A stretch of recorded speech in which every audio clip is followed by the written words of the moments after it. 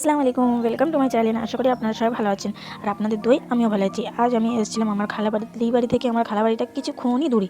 তো এসেছিলাম, আসার পর আজ খালাকে নিয়ে হসপিটাল যাওয়ার ছিল, তো দিদি গিয়েছিলো আজ খালাকে নিয়ে হসপিটাল।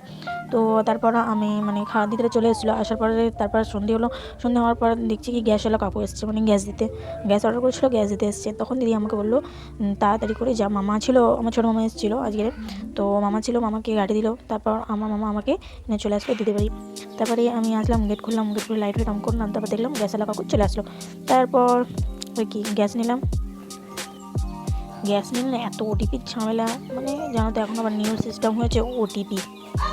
তারপর নিয়েছিলাম, নেমে দেখি কি গাড়ি ঘোরালো মামা। তারপর এই গাড়িতে মানুষ বসতে পারে? কোনো দিন মানুষ বসতে পারে না, এত ডেঞ্জার গাড়ি। একটা মানুষের জন্য ঠিক আছে।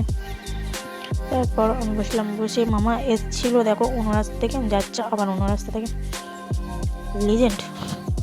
তারপর দেখো এই বাবা, আমার মামার মাথায় সব চুল পেকে গেছে, সব চুল। তারপর আমি যাচ্ছি আমরা ঘরে, কারণ ঘরে মেহমান এসেছি। আর দিদি আমাকে বলেছিল দুধ আনতে, তো আমি দুধটা বলতে ভুলে গেছিলাম। তারপর ঘরের সামনে থেকে গাড়ি নিয়ে পিছনের দোকানে গিয়ে আমরা দুধ আনতে আসলাম, এরকম।